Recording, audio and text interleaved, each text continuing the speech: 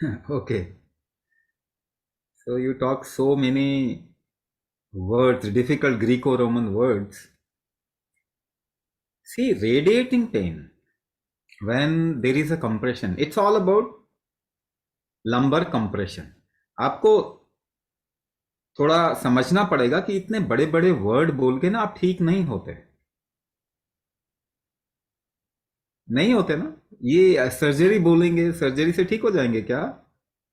नहीं होंगे। क्यों नहीं होंगे? सो लंबर, दो, simple, let's understand it very simplistically. You are intelligent people, but by speaking those words you are not getting why this is happening to me, right? किसी ने देख के बताया ये है, ऐसा ऐसा कुछ है, क्यों हो रहा है, वहां पे जाने की जरूरत है।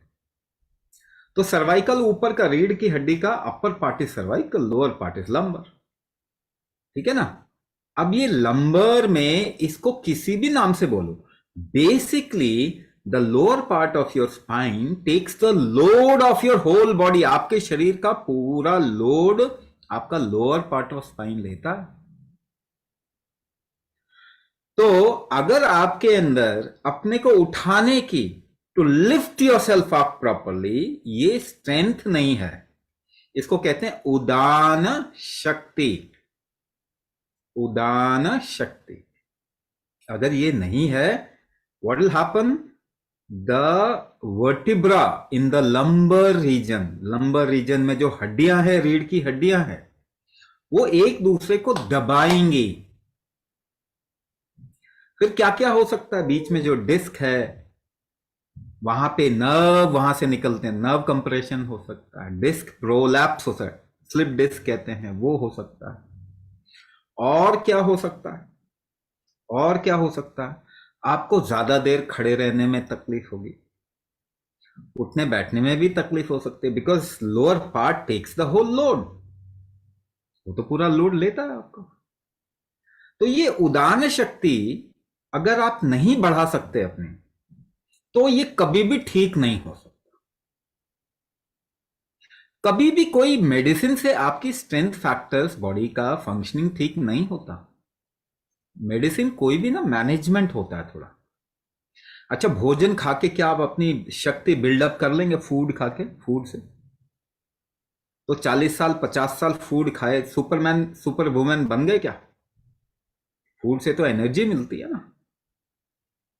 तो 50-60 साल जिसने खाया वो और कमजोर हो जाता है, 60-70-80 साल जिसने खाया वो तो गायब भी हो जाता है। इतना खा के कहां जा रहे हैं? कमजोर ही होते जा रहे हैं।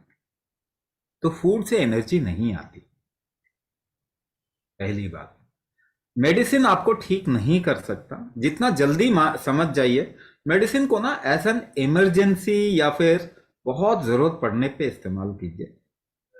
मेडिसिन आपके शरीर को ठीक होने से भी रोकता है। तो ठीक कौन करता है आपके शरीर को? आपके शरीर की शक्तियां ठीक करती। रिकवरी स्ट्रेंथ है, रीजनरेटिव स्ट्रेंथ है, तो ठीक होगा। इसके बारे में मैं और भी बता सकता हूं कि रीढ़ की हड्डी, लंबर प्रॉब्लम दुनिया में बहुत बढ़ रहा है। बच्चों में भी हो रहा है जिनको कमर दर्द हो रहा है, क्योंकि उनका एक और फैक्टर है, मेटाबॉलिज्म ठीक नहीं है किसी का भी। यानी भोजन को यूज करने की क्षमता शरीर की कम से कम होती जा रही है। आप जस्ट 2 जनरेशन अपने दादा दादी नाना नानी को देखिए, उनके भोजन को इस्तेमाल करने की क्षमता, शारीरिक क्षमता, strength of the body, strength of utilising the food, वो सब बहुत ज्यादा था। हाँ, तो ये आप दवाइयों से तो बिल्कुल भी ठीक नहीं कर सकते। दर्द वगैरह के लिए जब बहुत जरूरत पड़े तब ले सकते हैं। थोड़े टाइम के लिए दवाइयां लें, लंबे टाइम के लिए लेंगे तो शरीर बिल्कुल बर्बाद हो जाएगा। फूड करेक्ट करना ठीक है, मगर उससे आपके शरीर की शक्तियां वापस नहीं आएंगी। इसके अलावा the environment that you are living in, you can't change the environment ना। You can't go to some other earth, कोई दूसरी पृथ्वी पर तो आप जा नहीं सकते। तो यही हवा लेनी, यही सांस लेनी पड़ेगी आपको। लेकिन क्या करना पड़ेगा फिर? 3 चीजें, जैसे मैंने इसमें बताया, मेटाबॉलिज्म आपको इंप्रूव करना होगा, दूसरा, टॉलरेंस आपका ज्यादा होना चाहिए। टॉलरेंस आपका होगा तो नुकसान नहीं होगा आपको, ठीक है। दवाई के भी साइड इफेक्ट खत्म हो जाएंगे। मेडिसिन नेचुरल लेंगे तो ज्यादा इस्तेमाल होगा शरीर में, फूड ज्यादा इस्तेमाल होगा, रीजनरेशन होगा, तभी रिकवरी होगी आपकी। तीसरी चीज, उदाहरण शक्ति को आपको बढ़ाना है। तीनों चीजों को जरा देखते हैं कैसे बढ़ा सकते हैं प्रैक्टिकली, ठीक है।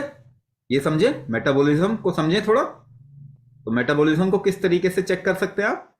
अपने ही डील डॉल का शरीर वाला एक दूसरा इंसान सामने रखिए, सेम हाइट सेम वेट, और एक दूसरे को खींचने की कोशिश कीजिए।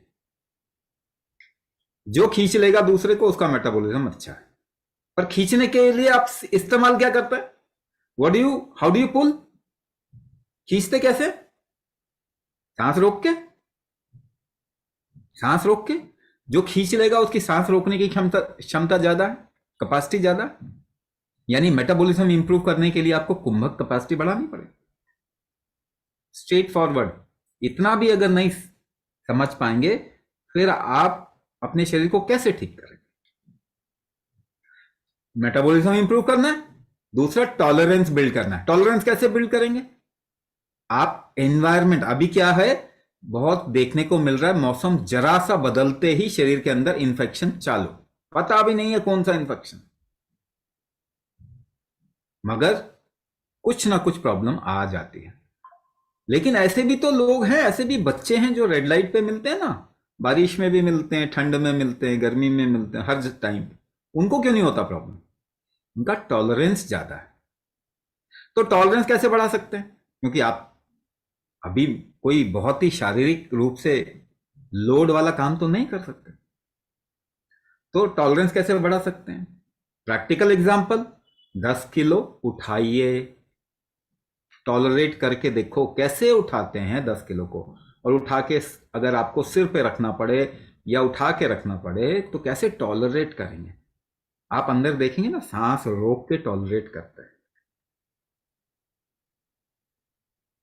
इसके बारे में मैं और भी बहुत एग्जाम्पल, आपके तो जीवन का जो आपका एक्सपीरियंस है, मैं उसी की बात कर रहा हूं। ये सबका ही एक्सपीरियंस है। सांस रोक के आप, कोई आपको मारना भी चाहेगा तो सांस रोक के आप झेलते हैं, टॉलरेट करते हैं उसको। 20 किलो उठाना है तो क्या करना पड़ेगा? सांस रोकने की क्षमता ज्यादा होगी तो वो टॉलरेट कर पाएंगे, नहीं तो वो नुकसान करेगा। तो कुंभक तो करना अनिवार्य है आज के टाइम पे। अगर आपको अपनी लाइफ अच्छी करनी है तो आपको ये जिम्मेदारी तो लेना पड़ेगा कि अपने बॉडी का टॉलरेंस बढ़ाएं, मेटाबॉलिज्म बढ़ाएं। तीसरी चीज, उदाहरण शक्ति। उदाहरण शक्ति का मतलब होता है अपने को उठा के रखना। वंस अगेन, जब आप वेट उठाते हैं तो अपने को उठा के जो रखते हैं उसमें सांस ही तो रोक रहे हैं। जब आप ऊपर जंप करते हैं, how do you jump up? You hold your breath, सांस रोकते हैं, फिर जंप अप करते हैं ना। ट्राई करके देखो। तो उदाहरण शक्ति कैसे बढ़ेगी? वो भी कुंभक से बढ़ेगी। मगर ये सारी चीजें ना, अगर एक फॉर्मूले से किया जाए तो इंपैक्ट आता है, एक फॉर्मूले से नहीं किया जाए तो इंपैक्ट नहीं आएगा।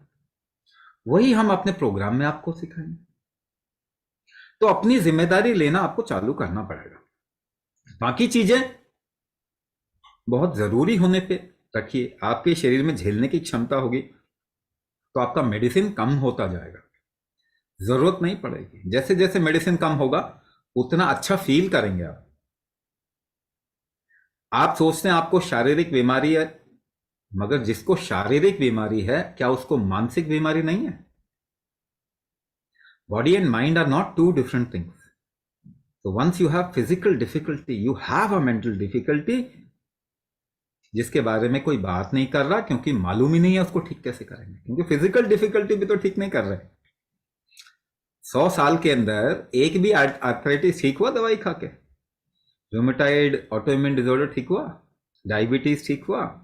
एक भी तो एग्जाम्पल नहीं है, एक भी एग्जाम्पल नहीं है। और इतनी दवाइयां खाने के बाद में ऑपरेशन जो है ना, एक बात समझिए, ऑपरेशन ना ट्रीटमेंट नहीं होता, मैनेजमेंट होता है। एक जगह ऑपरेशन कराएंगे, दूसरी जगह फिर प्रॉब्लम चालू हो जाए, क्योंकि आपने तो स्ट्रेंथ फैक्टर्स बढ़ाए नहीं ना। तो जब जरूरी हो तो करवा सकते हैं सर्जरी, बहुत जरूरत पड़ने पे मेडिसिन ले सकते हैं, मगर अपने शारीरिक शक्तियों को बढ़ाना, मेटाबॉलिज्म, टॉलरेंस, उदाहरण शक्ति जैसे बताया, इन सबको बढ़ाना, रीजनरेटिव स्ट्रेंथ बढ़ाना तो सबसे जरूरी है ना। और वो तो कुंभक से ही होगा, वो तो किसी और तरीके से नहीं होगा।